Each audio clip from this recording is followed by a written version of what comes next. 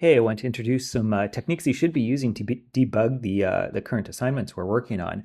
But there's some really important ideas we need to cover first. So first of all, I want to highlight that I'm talking about some definitions from the Institute of Electrical and Electronics Engineers. So that's kind of the IEEE. It's the largest professional organization for electrical engineers and computer engineers, so really relevant to our class. So the IEEE follows a definition for these two terms: validation, which is largely about ensuring that a system meets the customer or stakeholders' needs. So when we're turning in assignments on Gradescope, the tests that are being run in the background, the unit tests, you can kind of think of those as the customer's tests. It's what's desired of the system. Now, you might have a different interpretation of the description of the system. And so what you're designing may not actually be a valid interpretation of what the customer wants. And then the second related concept is the idea of verification. Does the system you've designed actually meet specifications, your own internal specifications? So there can be kind of two gaps here, two types of errors people make in the assignment: understanding what the assignment really wants, and that's just a legitimate miscommunication often. Sometimes the person implementing things just doesn't understand what's being asked. Sometimes the things that are being asked aren't communicated clearly. Sometimes it's a problem on the creation of the assignment. And then verification: if you think you know what needs to be done, have you actually done it correctly, or have you made mistakes in your work? So I want to talk about how these interact with our Gradescope Autograder and how you should be going about debugging your existing work in both JLS, and when we move on beyond JLS, we'll be using the same sorts of techniques. Everything that we're looking at here is kind of a simplified, scaled down version of what you really need to be able to do in the real world. So I want to look at a problem that we've used in the past in this course. So this is a soda machine definition. Basically, this partial state diagram describes how a soda machine should behave, or at least in my interpretation of an assignment. So the states here represent how much money is being put in the soda machine. And as people put in various different coins, it moves from one state to the next. They put in a nickel, it moves to the 5-cent state. They put in a dime, it moves to the 10-cent state from having nothing. They put in a quarter, moves all the way to the quarter state. And in this case, the soda machine was meant to dispense soda when you insert a quarter. So in this case, it would activate the dispense signal, and then it would return back to 0 cents. Basically, it would kind of use the quarter to buy the soda. Okay, so this is part of this overall problem that's been done in this course in the past. So I wanted to talk about a solution to it, or at least a partial solution to it, then look at what happens in the autograder and how I can use the feedback from the autograder to verify that my machine does what I wanted it to do, and even validate that I'm doing the correct thing. So I'm going to look at my JLS circuit just very briefly. This is kind of a subset of the circuit. Like many of our cases, it has some input pins that specify the inputs coming into our state machine. And then it's got several different outputs. I've only shown one of the outputs here. And then it's got some internal circuitry that implements parts of our state machine. And it's got some flip-flops here that keep track of the state. And I omitted a whole bunch of parts of this circuit, but it's got more flip-flops down below. So we'll come back to that in just a second. And then it's got part of the actual logic that would be implementing the state machine. It's got a signal generator, so I could look in the signal generator. I could see that I'd been testing this with a variety of different little test cases.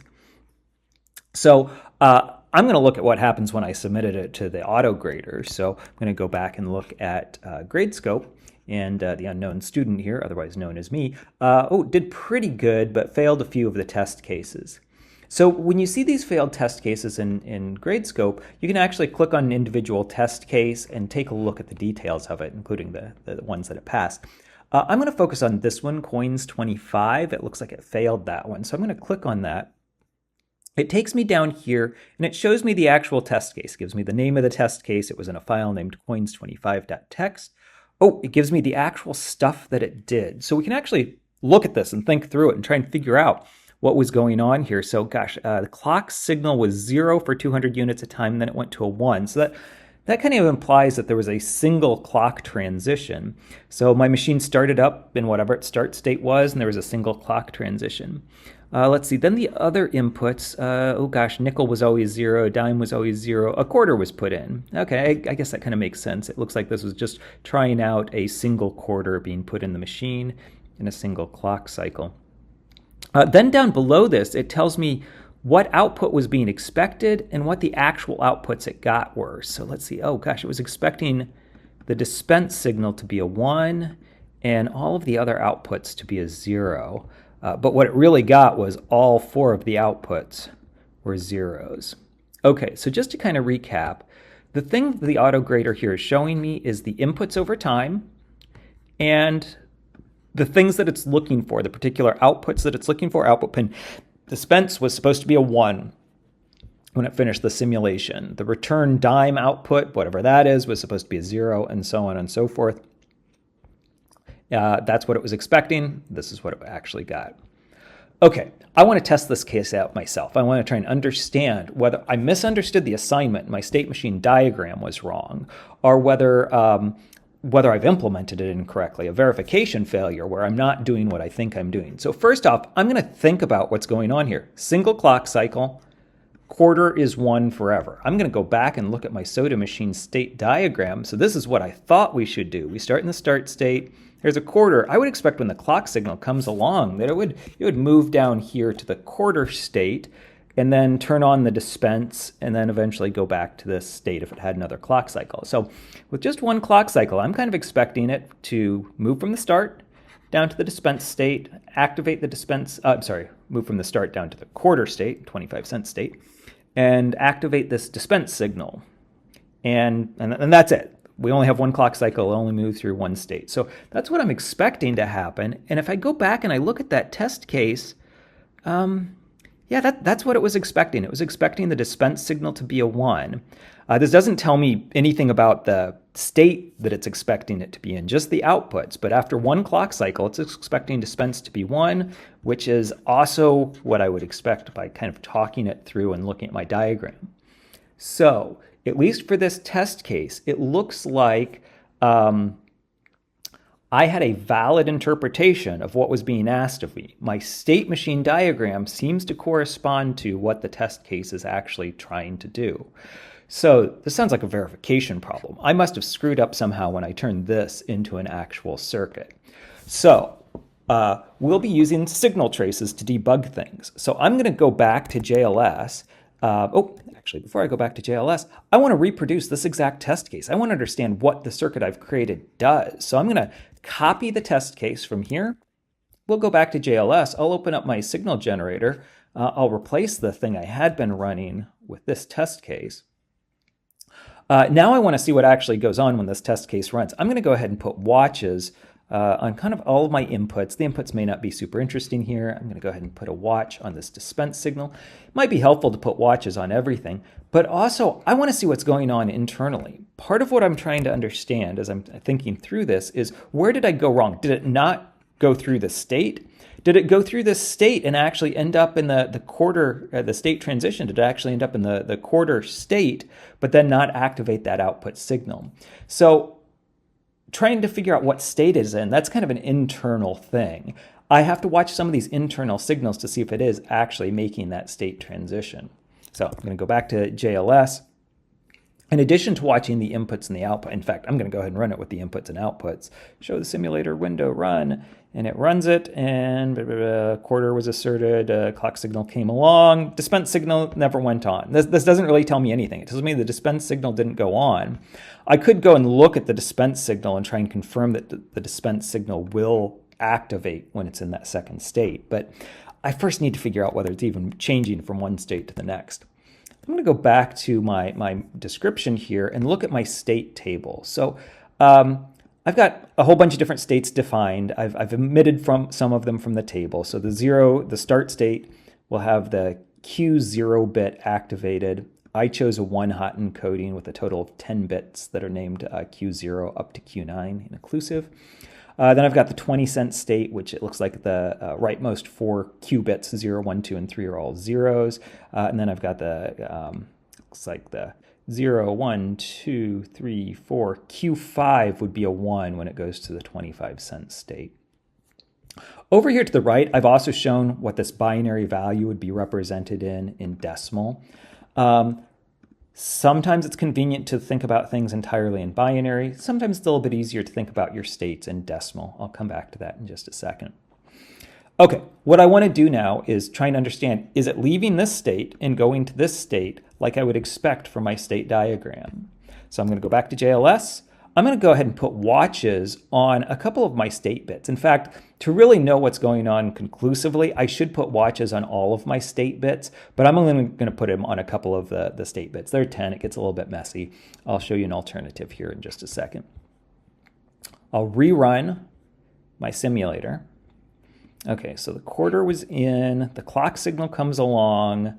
Okay, and let's scroll down and see what happens to the state bits. So it did have that start state, the Q0 bit, and that went to a low, but what I expected was the Q5 bit to go to a high, and that didn't happen. So looks like Q0 updated correctly. It left the start state, but it never ended up in that next state. So left this thing, didn't end up down here. So I need to start working backwards and thinking about the equations that are responsible for getting me to this state. This is a one-hot encoding. This is controlled by a single bit. So I can just focus on the equation for that one particular bit. In fact, I have it sketched out here what I derived. So the fifth state bit is dependent on ORing together 3 different terms. So at this point, I can look and I can double check, is this equation correct? Does it actually conform to my state table? Are these the 3 conditions that matter?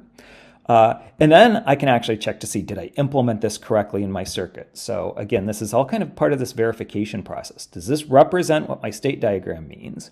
And then did I accurately translate this into a circuit in JLS?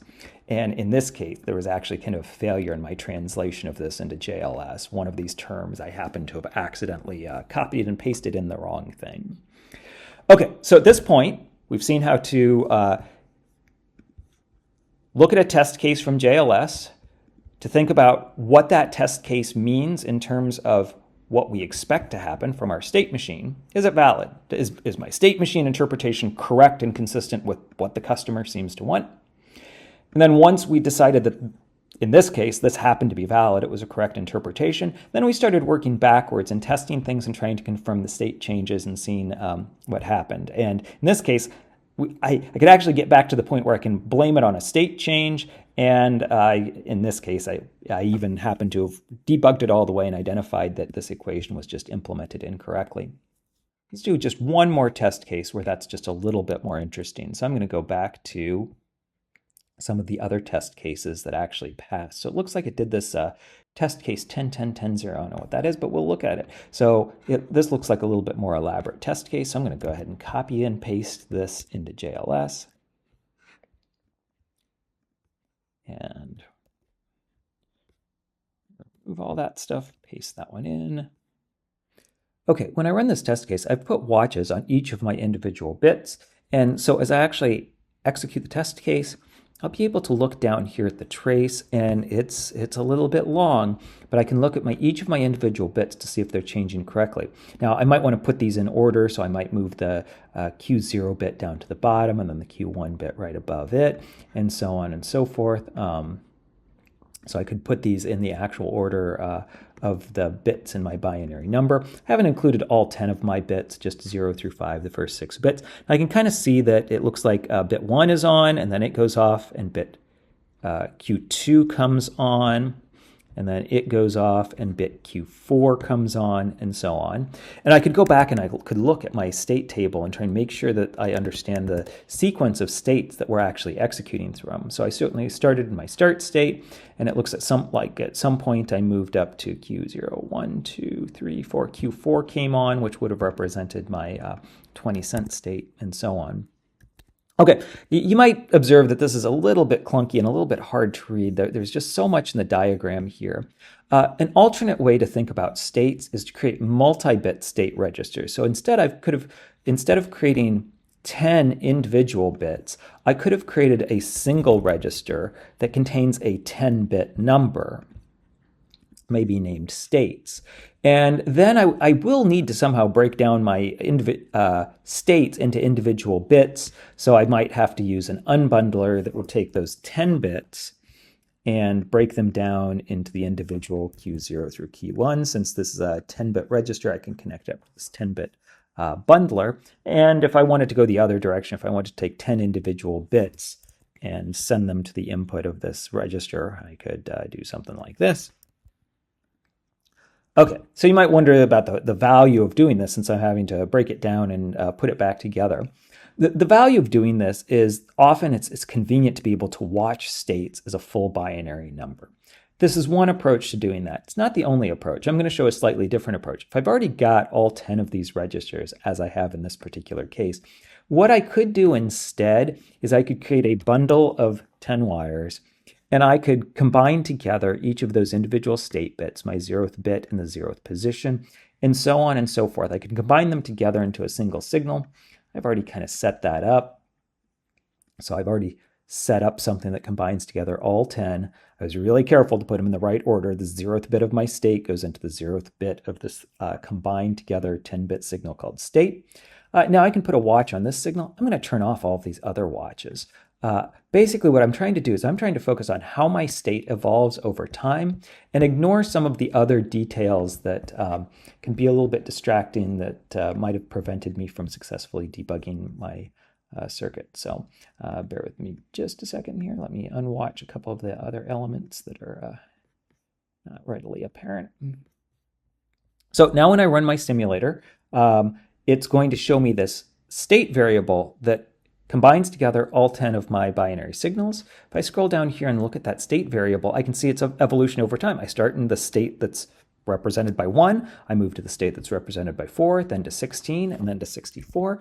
And that is really, really easy to compare to my state chart here. Oh, I started in the state that represented 0 cents, then I went to 4, and then I went to 16. That would represent 20 cents, and so on. So oftentimes it's easier for us to do parts of our verification process by looking at the state as a multi-bit number, just because it's much easier for humans to kind of verify the correctness, to double check that the value being shown here is actually lining up with our state representation.